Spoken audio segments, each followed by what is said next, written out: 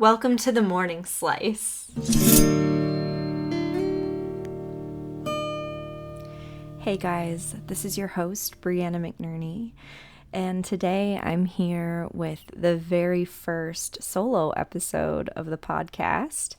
I've been dragging my heels around recording some solo episodes for you. My intention for these is to, give you some inspiration, some strategies and tactics to try out, some questions to consider.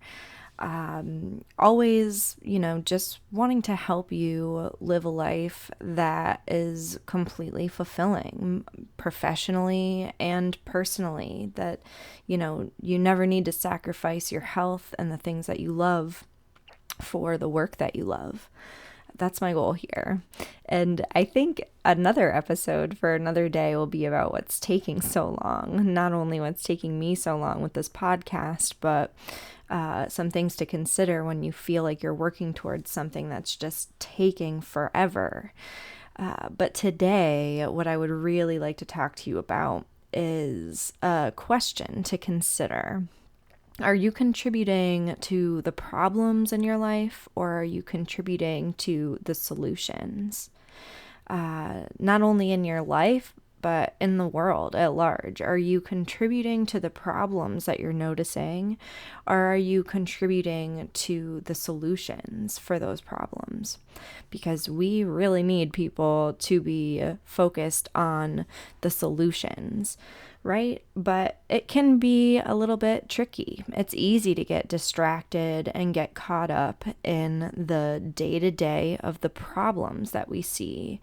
It's easy to get caught up complaining about what we see that it isn't working, or the things that we see that rub us the wrong way or make us feel other than good, It's really easy to get lost in the problem side of things. And today, hopefully I can help us lean towards and look towards a future with solutions. But what really inspired this podcast today is a little Facebook war that I decided to enter into this morning. Have you been there, where you see something posted that you don't necessarily agree with, and you just can't help yourself but chime in? That's what happened to me last night. I saw somebody post, it was like a meme that has gone around. I've seen it before, that talks about the privileges of being on public assistance. Things like wearing $200 shoes when you don't have a job is privilege. Things like, having as many kids as you want so that you can receive free childcare is privilege. I don't know, I'm misquoting, and I don't honestly want to even attach the meme because I don't necessarily want to spread the stereotype that it seems to me is the point of that meme. It's painting an image of what reminds me of the welfare queen. And I'm pretty sure, I might be misspeaking here, but I think the welfare queen was a Nixon thing. I'll see if I can link to some kind of information about that in the show notes. But essentially, it was a racially motivated stereotype that kind of demonized Black women on welfare.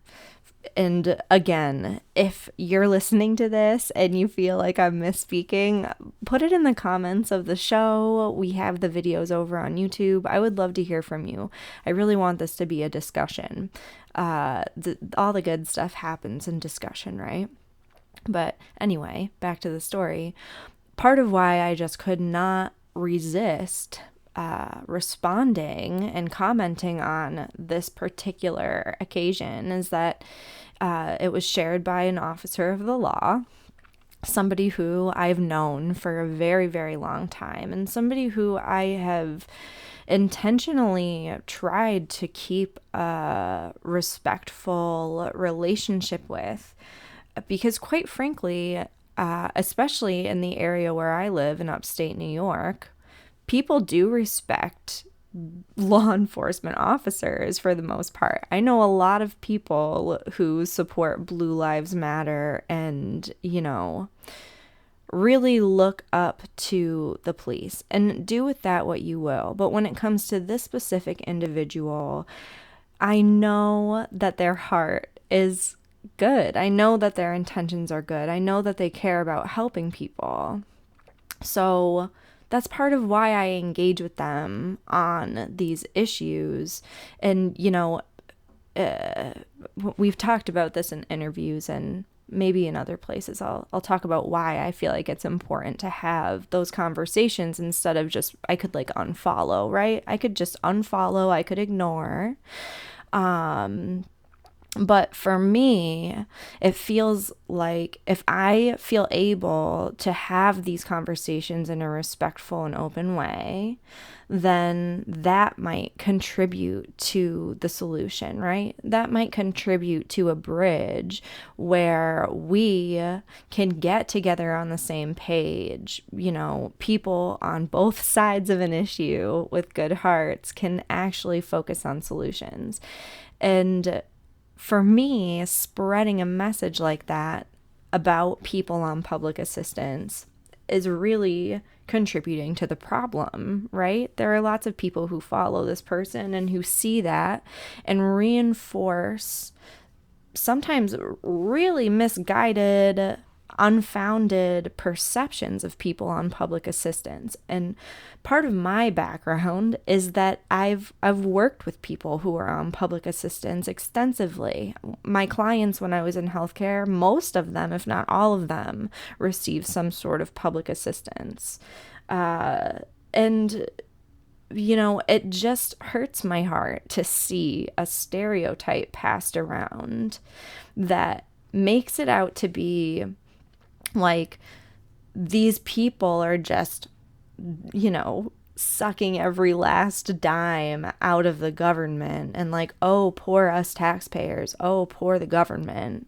When like there are people profiting off of the poverty of these individuals. The way the system is set up, it is not geared to help them rise out of the system. I witnessed on multiple occasions people who tried to maintain jobs on public assistance here in New York State that were not able to continue because once they started receiving income from a job, they lost other benefits like housing and, maybe income, maybe food stamps, but things that were helping them to survive. When they got a job, all of a sudden the foundation was taken out from under them, so they had to start right back at one, right? And to know that there are people who abuse the system. I mean, absolutely. There are people who abuse the system, and I was saddened to witness that there are definitely people who grow up in the system thinking that like that is the way to survive. It's generational at this point, especially in New York State. I absolutely saw that. But why are we blaming the people who are struggling? Why are we blaming the people who are barely getting by? Isn't that just contributing to the problem? Isn't that just contributing to the separation? Isn't that pointless? Heartless? I think that we really need to look at that as a society. And again, I don't want to harp too much on the problems, right? I don't want to harp too much on that. But I do want to say why it's so important to me to engage is because I know that judging people will not change the situation. It will only widen the gap. But what might change those people is believing in them. What might change them, what might help them, is being willing to give them a second look, being willing to give them some respect and give them the benefit of the doubt and understand that they do want to stand on their own 2 feet 9 out of 10 times. And you know what else might be a solution? Actually pointing a finger at the people who are profiting off of these people instead of standing up on and shoving faces down into the dirt of people who are already struggling to get by. You know? So when I see somebody like an officer of the law spreading misinformation about people on public assistance that, you know, they're here to serve, right? Presumably. We could have a whole conversation about that for another day, I guess. But these people are in contact with the public every day, and what a difference might it make? What a solution might it be if those officers were coming into a place like a DSS motel where people on public assistance are housed temporarily?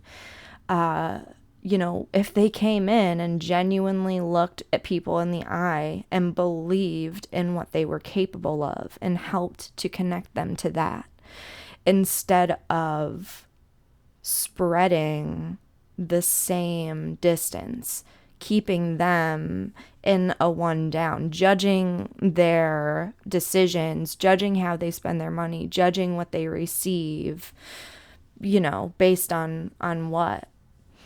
And I get it. Honestly, when I worked in healthcare, I think it was harder for me to take this stance, to be non-judgmental. And, you know, that being said, my clients always appreciated me bringing non-judgment to the table.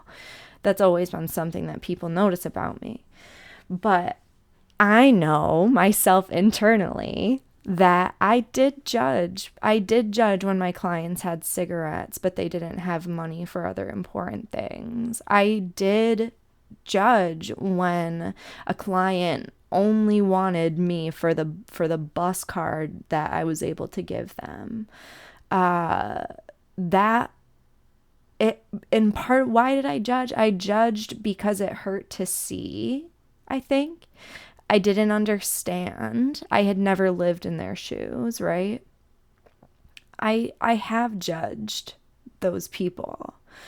But with a little bit of distance and a little bit of self-reflection and a little bit of knowledge, I understand more now. And I hope that, and you know, I'll understand more later. There's always more room to grow. And maybe that's another thing that could contribute to solutions, is being more open to learning about these things, being open to seeing the reality of a situation, and recognizing that any judgments that we're making are typically the very tip of the iceberg. Let me tell you what, like, people are weird and wonderful, but very weird, and life is weird, and situations come up that make absolutely no sense.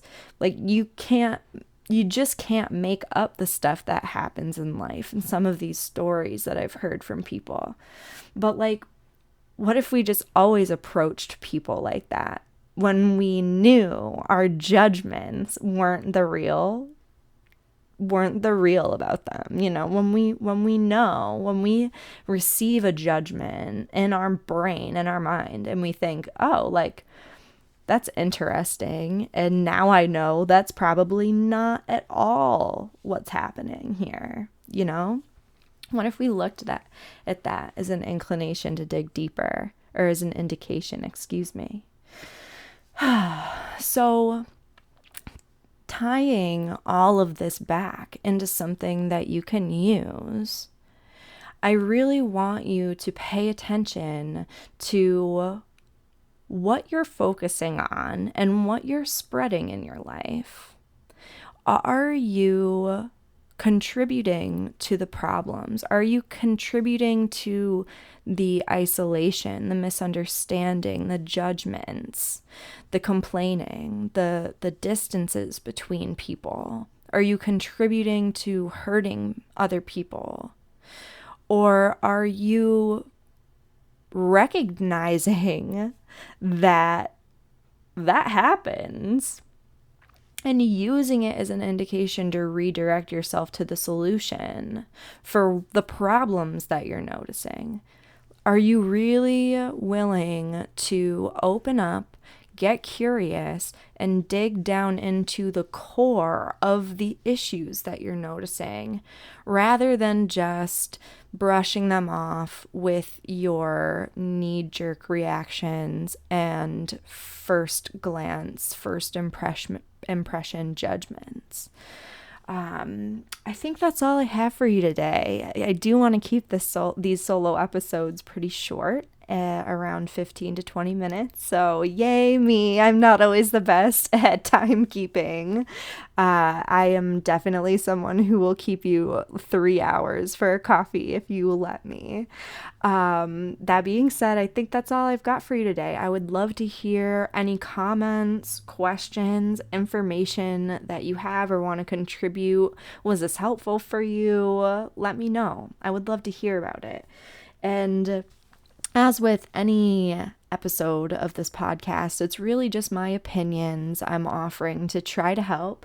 Nothing specific to your situation, but if you do want my eyes on your problems, it's what I love to do most, to help you dig down to the core of what's going on so you can, defend what's important, so you can prioritize what's important, so that you can experience all the things that you really want in your life, like success with your professional endeavors and the work that you really care about, your social impact, but also keeping your relationships healthy, also keeping your body healthy, and doing what you need to do for yourself.